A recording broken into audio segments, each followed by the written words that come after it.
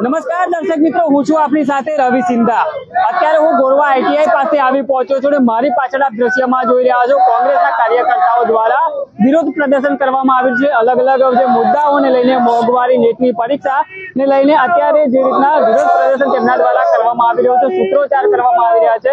હાથમાં જે banner poster લઈને તેઓ અત્યારે નારાબાજી છે તે કરી રહ્યા છે। આપણી સાથે ઋત્વિકભાઈ છે, તેમની સાથે વાત કરીશું। જી ઋત્વિકભાઈ, અલગ અલગ વિસ્તારમાં આપના દ્વારા આ રીતના દેખાવ છે તે કરવામાં આવી રહ્યો છે, જગાડવાનો પ્રયાસ કરવામાં આવી રહ્યો છે। આખા ગુજરાત રાજ્યમાં અમારા પ્રદેશ પ્રમુખ અમિત ચાવડા સાહેબના નિર્દેશથી કોંગ્રેસ દ્વારા દરેક મોટા 4 રસ્તાઓ પર જનજાગૃતિના ભાગરૂપે કાર્યક્રમ કરવામાં આવે છે, જેના ભાગરૂપે ગોરવા આઈટીઆઈ 4 રસ્તા ખાતે અહીં અમે કાર્યક્રમનું આયોજન કરેલું છે। મોંઘવારીના વિરુદ્ધમાં નીટના વિદ્યાર્થીઓ સાથે જે અન્યાય થયો, જે પેપર લીક થયા, એના વિરોધમાં આ દેખાવ અને કાર્યક્રમ છે। ભાજપના નેતાઓને શરમ આવી જોઈએ, લાજવાના બદલે ગાજી રહ્યા છે। જે દેશના ગૃહ શિક્ષણ મંત્રીએ ધર્મેન્દ્ર પ્રધાને રાજીનામું આપવાનું હોય એ જગ્યાએ કોઈ વસ્તુ બોલવા તૈયાર નથી। મોંઘવારી કૂદકે ને ભૂસકે વધી રહી છે, માતાઓ બહેનોનું મહિનાનું બજેટ બગડી ગયું, ગરીબ વર્ગ મધ્યમ વર્ગ ત્રાસી ગયા છે, ત્યારે ભાજપના નેતાઓ સત્તાના નશામાં મસ્ત છે। ત્યારે પ્રજામાં જાગૃતતા લાવવા અને આ બેરી મૂંગી સરકારને મેસેજ આપવા માટે અમે આ દેખાવ અને કાર્યક્રમ કરી રહ્યા છે। 12 વર્ષના રેકોર્ડની વાત કરે છે ભાજપના નેતાઓ, શરમ આવી જોઈએ એમને। તમે કયો રેકોર્ડ? તમે મોંઘવારીનો રેકોર્ડ કર્યો, તમે બેરોજગારીનો રેકોર્ડ કર્યો, તમે ગરીબી વધારવાનો રેકોર્ડ કર્યો। અરે આ દેશમાં જે સ્થિતિ નિર્માણ થયું છે એના માટે ભાજપ જવાબદાર છે। દેશના વડાપ્રધાન, પ્રથમ વડાપ્રધાન જ્યારે પંડિત જવાહરલાલ નહેરુ હતા, આ દેશમાં ટાંકણી નથી બનતી, એ ટાઈમમાં મોટી મોટી સંસ્થાઓ બનાવી, આઈઆઈટી, આઈઆઈએમ, ઈસરો, એમ્સ, મોટા મોટા બાંધ બનાવ્યા, ડેમ બનાવ્યા। જ્યારે આ 12 વર્ષમાં ભાજપના નેતાઓએ શું કર્યું? આ સરકારે જે કોંગ્રેસે સરકારે બનાવ્યું બધું વેચી કાઢ્યું, એમના મિત્રોને આપી દીધું। અરે જે લોકો દેશનું કરીને જતા રહ્યા, લલિત મોદી, નીરવ મોદી, વિજય માલ્યા, એને તો પકડી શકતા નથી। ખાલી મોટા ભાષણો આપવાના, મોટી મોટી વાતો કરવાની। અમે પ્રજામાં જાગૃતતા લાવવાના ભાગરૂપે આ દેખાવ અને કાર્યક્રમ કરી રહ્યા છીએ। દર્શક મિત્રો, જે રીતના અત્યારે કોંગ્રેસના જે કાર્યકર્તાઓ છે તેમના દ્વારા અત્યારે વિરોધ પ્રદર્શન છે તે કરવામાં આવી રહ્યો છે। સેજલ વ્યાસ આપણી સાથે છે।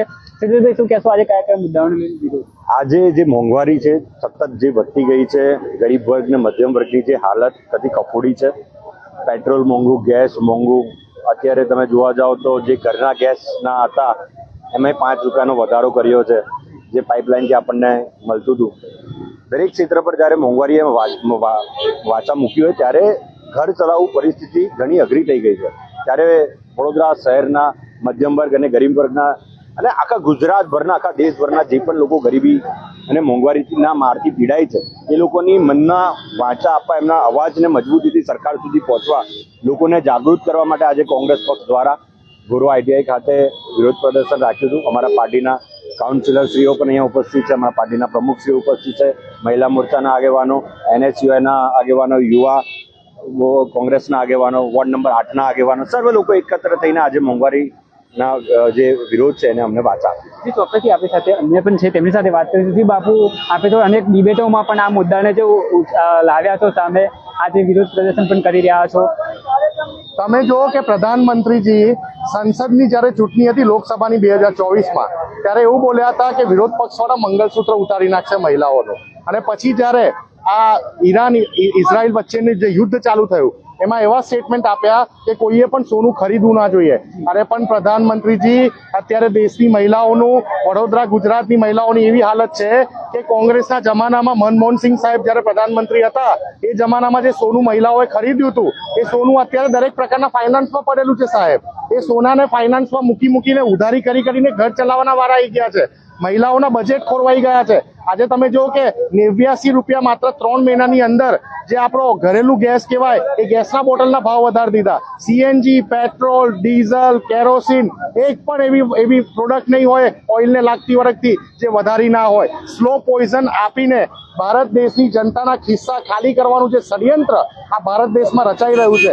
એપ્સ્ટીન ફાઇલ મંત્રી એટલે કે પેટ્રોલિયમ મંત્રી હરદીપપુરી એક બાજુ એવું કહે છે કે દેશમાં પેટ્રોલ નહીં ખૂટે, ડીઝલ નહીં ખૂટે, અને બીજી બાજુ 10-10 રૂપિયા, 11-11 રૂપિયાનો ધરખમ વધારો કરી દેવામાં આવતો હોય। આ સાબિત કરે છે કે પ્રધાનમંત્રીની વિદેશ નીતિ ફેલ ગઈ છે. આજે બીજી એક તરફ તમે જો કે મોંઘવારીનો માર છે અને બીજી બાજુ આપણા ત્રણ જહાજો ઉપર અમેરિકા મિસાઇલ ફેંકતું હોય અને એ કમર્શિયલ જહાજો જે પેટ્રોલ ડીઝલ ક્રૂડ ઓઇલ લઈને આવતું હતું ભારત દેશમાં અને આ પ્રધાનમંત્રીના ઉપર એક શબ્દ ના બોલતા હોય. આ કયા પ્રકારનું હું જાણવા માંગીએ છીએ, દેશ જાણવા માંગે છે કે કયા પ્રકારનું કોમ્પ્રોમાઇઝ કરવામાં આવ્યું છે ટ્રમ્પ સાથે. દેશ જાણવા માંગે છે. આજે તમે જુઓ કે વડોદરામાં પણ કેટલી વખત જ્યારે અફવા ઉડતી હોય તો લાઈનો લાગતી હોય પેટ્રોલ ડીઝલ માટે. આજે ખેડૂતોને ખેતી કરવા માટે ડીઝલ પૂરતું આપવામાં નથી આવતું. ઇન્ડસ્ટ્રીયલ ડીઝલની પણ હાલત કેટલી ખરાબ છે. ખેડૂતોને ખાતર નથી મળી રહ્યું. એક તરફથી વરસાદ ડીલે થઈ રહ્યો છે. વડોદરા શહેરમાં ગંભીર પરિસ્થિતિનું નિર્માણ, પાણીના વાંધા પડવા લાગ્યા છે. એવા સમયે ભારતીય રાષ્ટ્રીય કોંગ્રેસ વડોદરા શહેરની તમામ વિધાનસભામાં આંદોલનના માર્ગે છે. જ્યાં સુધી મોંઘવારી પાછી નહીં ખેંચાય અને જ્યાં સુધી દેશના શિક્ષણ મંત્રી ધર્મેન્દ્ર પ્રધાન રાજીનામું નહીં આપે ત્યાં સુધી ભારત દેશમાં NSUI, યુથ કોંગ્રેસ અને અમારું મુખ્ય કોંગ્રેસ ભારતીય રાષ્ટ્રીય કોંગ્રેસ તમામ જગ્યાઓ પર આંદોલન કરશે. રોડ ઉપર ઉતરી રહ્યા છે અમે અને આ મજબૂતાઈથી લડાઈ આ નફ્ફટ સરકાર, આ નિકમ્મી સરકારની સામે આપવાનું. મોંઘવારીનું કારણ તો મિડલ ઈસ્ટમાં જે તણાવની સ્થિતિ ચાલી રહી છે તેનું કારણ બતાવવામાં આવી રહ્યું છે. ના, મને એવું કોને ઓસ્ટ્રેલિયાના પ્રાઇમ મિનિસ્ટર 17 રૂપિયા પેટ્રોલનો ભાવ ઓછો કરતા હોય. આજે તમે જુઓ કે રૂપિયો આપણો એશિયામાં સૌથી નોન પરફોર્મિંગ કરન્સી બની ગઈ હોય. આપણા પડોશીઓની જે કરન્સી છે એ ડોલર સામે મજબૂત થતી હોય તો ભારત દેશમાં કેમ હાલત? અરે ભાઈ, 2013-2008માં જ્યારે વૈશ્વિક મહામંદી આવી હતી ત્યારે પ્રધાનમંત્રી મનમોહન સિંહ સાહેબે આપણી જીડીપી દર 8.4% પ્લસમાં રાખેલો. જ્યારે દુનિયાના મોટા સત્તાધારીઓ જે મોટા સુપર પાવર કહેવાય એમનો જીડીપી માઇનસમાં ગયો હતો. અમારા જનનાયક રાહુલ ગાંધીજીએ તો માર્ચ મહિનામાં જ કહી દીધું હતું કે ભારત દેશમાં મોટો આર્થિક સંકટ આવવા જઈ રહ્યો છે. હજી તો આની શરૂઆત છે. હજી તો દેશની જનતાએ ઘણું બધું જોવાનું છે. દેશની જનતાએ પણ આંખો ખોલવી પડશે કે આ પ્રધાનમંત્રીએ ઝેનઝીને બરબાદ કરી, યુવાનોને બરબાદ કર્યા, મહિલાઓને આપેલા વાયદાઓ બરબાદ થઈ ગયા, ખેડૂતોને બરબાદ કરી રહ્યા છે અને હવે મધ્યમ વર્ગ અને ગરીબને બરબાદ કરવાનું આ કારસ્તાન રચાઈ રહ્યું છે. ચોક્કસથી દર્શક મિત્રો, આપણી સાથે રાકેશભાઈ છે, તેમની સાથે પણ વાત કરી છે. રાકેશભાઈ, આજે વિરોધ પ્રદર્શન કરી રહ્યા હતા મોંઘવારી ને નીટની પરીક્ષાને લઈને પણ નીટની પરીક્ષાને લઈને તો એ આપણા દેશ માટે ખૂબ જ દુઃખદજનક વાત છે અને સરકારને બી શરમ આવી જોઈએ. હજુ આ જે ધર્મેન્દ્ર પ્રધાન છે, જે મંત્રી છે, રાજીનામું નથી. હવે આટલી મોટી ઘટના ઘટી હજુ એમને, અને આ પેપરો પેલા પરપોટાજાની જેમ ફૂટી રહ્યા છે. એ કોઈ શરમ જ નથી સરકારને. કેટલા પેપરો ફૂટી રહ્યા છે. મોંઘવારીની પણ મુદ્દાની વાત કરી છે. મોંઘવારી તો હવે જવા દો. હવે પેલી મેલોડી ચોકલેટ વેચે છે મોંઘવારીની. રોજ નવી સરપ્રાઈઝ મળશે તમને મેલોડીના નામ પર. લો મેલોડી ખાઓ અને શાંત થઈ જાઓ. જી ચોક્કસથી દર્શક મિત્રો, આજે કોંગ્રેસના કાર્યકર્તાઓ, કોંગ્રેસ પાર્ટીના પ્રમુખ સહિત અત્યારે ગોરવા ITI ખાતે વિરોધ પ્રદર્શન કરવામાં આવી રહ્યું હતું અને જે રીતના તેમના મુદ્દાઓ અલગ અલગ નીટની પરીક્ષા, મોંઘવારીને લઈને આજે બેનર પોસ્ટર સાથે કોંગ્રેસ દ્વારા દેખાવો વ્યક્ત કરવામાં આવ્યો હતો. કેમેરામેન દુબે સાથે હું રવિ સિંધાસ, સ્પાર્ક ટુડે ન્યૂઝ, વડોદરા.